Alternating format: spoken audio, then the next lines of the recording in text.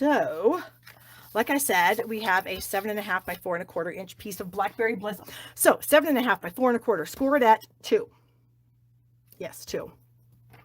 All of a sudden I had to make sure I was doing that right. Okay, score it at 2. So that's fun. We're going to fold that down and burnish it. Where is my bone folder? Here it is.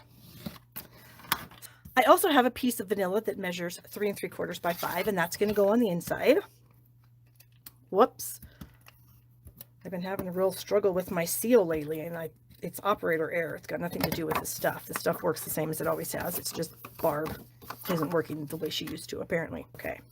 So then I have this paper, which the more I looked at it after I saw her card, I love it. It's so fun. It's got those gold accents. It's got these beautiful birds. And so now I'm kind of a fan. So anyway, that is going to go. I'm going to tape it in there. So I'm going to put adhesive right here. Yeah, I can. Just like right here, right along the top, like that. And I'm going to put my layer of cardstock, just like it was, you know, I'm going to center it from side to side. I'm going to have that same amount of space down here at the bottom.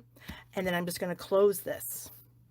And then that's going to be, so it's a little bit of a fun fold, but it also uses up designer series paper that we all need to use up because we all have a lot. Okay. Then I have a piece of cinnamon cider. What did I do with it? There was literally a piece of cinnamon cider in here, I swear. Now I've lost it. Oh, it's in here. So I decided that I wanted to use the star-crossed folder because I think it's really cool. And so I have a 1 3/4 inch by 4 inch piece of cinnamon cider cardstock. And I'm going to line it up in here right to the very edge of that pattern, the grid pattern. And you can see that it just fits in there. Okay. And then I close it up. I run it through my Stampin' Cut and Emboss machine, and then look what I get, this fun grid pattern. And I am going to place that right up here. Ooh, somebody's catching me live. Yvonne, hello there. What size is, what did she say? What size is this? If you're talking about the designer series paper, Cheryl, it is a 4 by 4. Okay, and I need some liquid glue because I have an embossed layer here, and I like to use liquid glue on my embossed layers. I feel like they stick better than if I just use a regular adhesive. There we go. Okay. And so we'll get this all centered from side to side, top to bottom. There we go.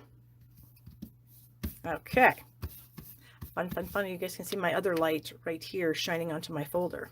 So I've got like 2 lights, one on each side and then one above.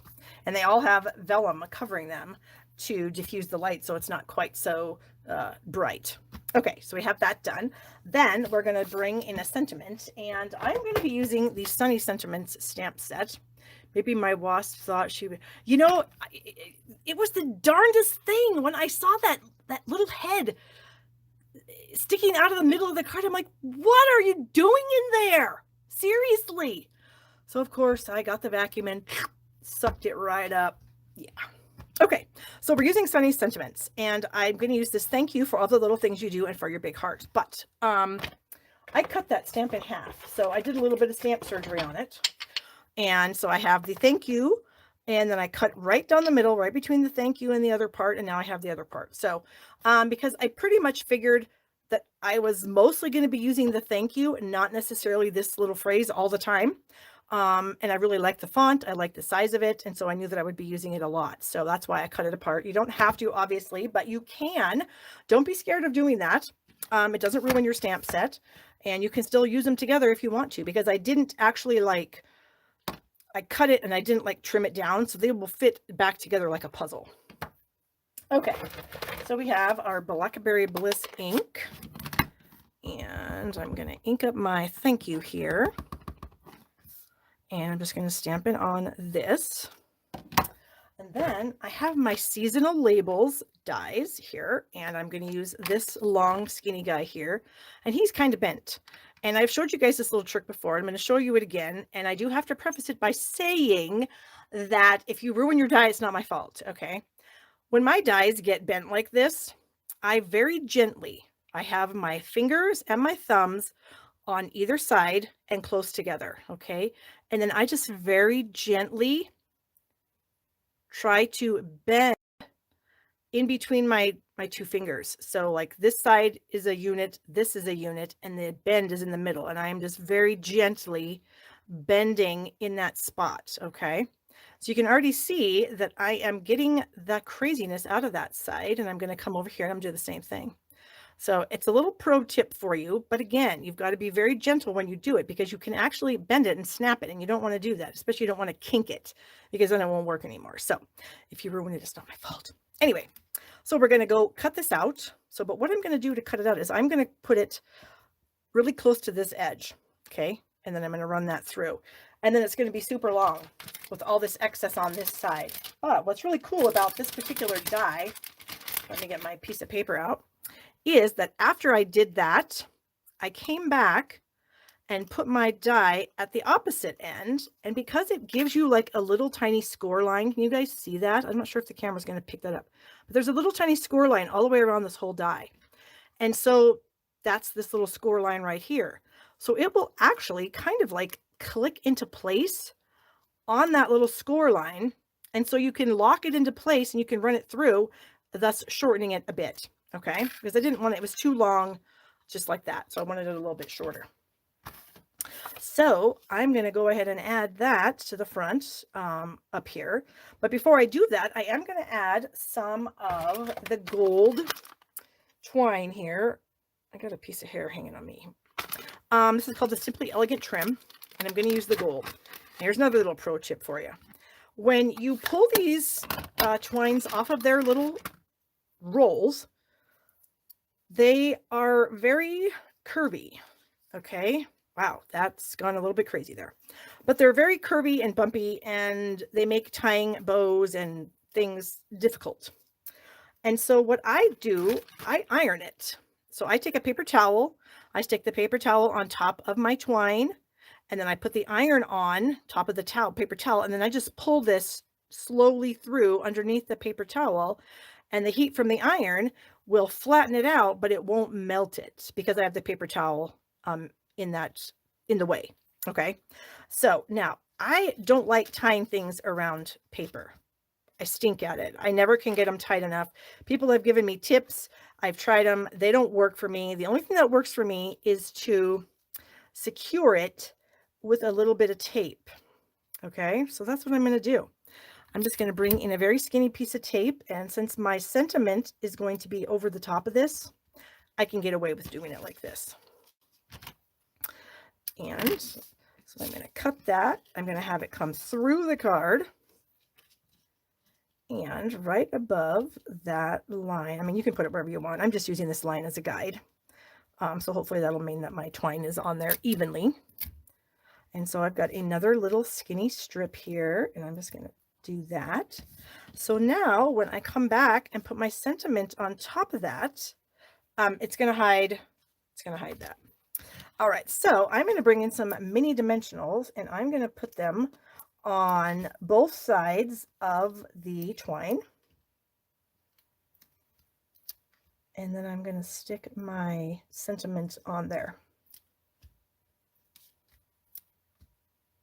Okay, so we'll peel all these off. I don't really have any fingernails, and I don't really have any trouble peeling these off. Some people do. I don't. Okay, and then we'll just add our little sentiment.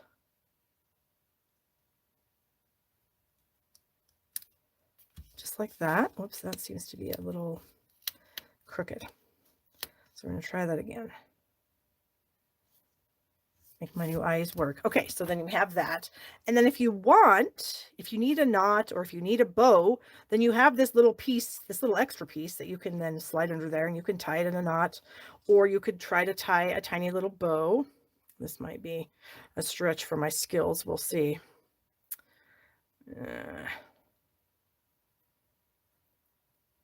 Come on, skills, don't fail me now. Wow, look at that. Did it.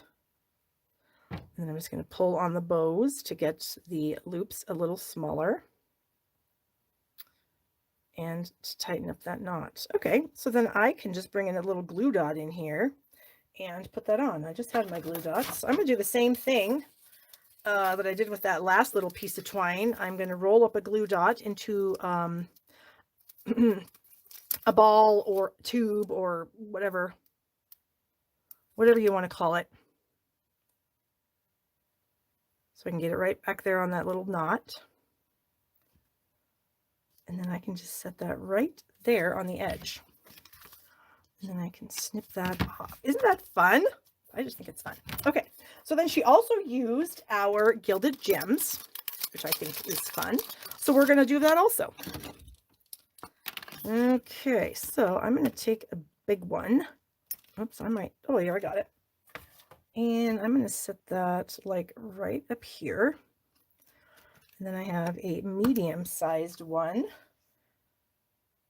And I'm going to put that one there. And then I have a small one, and I'm going to put that right there. Okay, so there's the card. That's done. So here's her card. So I did change it up just a tiny bit. She used the wood grain folder, but I have been having a lot of fun using this star-crossed folder. So I wanted to see if I could get that, you know, little piece, if I could angle it into that folder in the right way. And I was able to, so that was fun. Her bow, she was able to tie the whole thing around and tie a bow, you know, because she's amazing and I'm not. But I used a die cut for my sentiment. She did not. I mean, but the card, it's totally hers, and I love it. And I do love this pattern on the inside. Whoops, I think that's really fun to have that on the inside of the card. I love that. And yeah, so there you go. So then for the envelope, like I said, I had that piece of Designer Series paper that measures, what did I say? 2.5 by 6. And it was funny because I was looking for a pattern that would kind of go with this, and I found this one. And on the back side of this pattern is this. So let me bring in the full, well, almost full sheet. I cut it up today. But when I flipped this over, it was like a piece of paper, and then it had like a blank space in the center, and then it had another section of these, I don't know what these are, plants. All of a sudden I was like, oh my gosh, this just all by itself would make a beautiful card. So this, cutting this piece of paper for the envelope, inspired my next card. Okay, so let me get the glue on the envelope. And again, when I use liquid glue, I just use a very, very skinny bead. This is probably a little thicker than I even normally do, but my glue is brand new and it wants to come out. Okay, so then you just add your paper to the fold, up to the fold, covering the flap. And then you just simply take your scissors and cut it off. And I always cut into the envelope, not on purpose, on accident. And probably it's because I'm doing it too fast because, you know, it's one of those things that's not super exciting and I want it to be done. So there. Okay, so there we have a really pretty card. Isn't that fun? Another little fun fold and a way to use up DSP, because I'm always looking for ways to use up DSP, because I know you guys too, you have a lot, so do I, and we need to use it.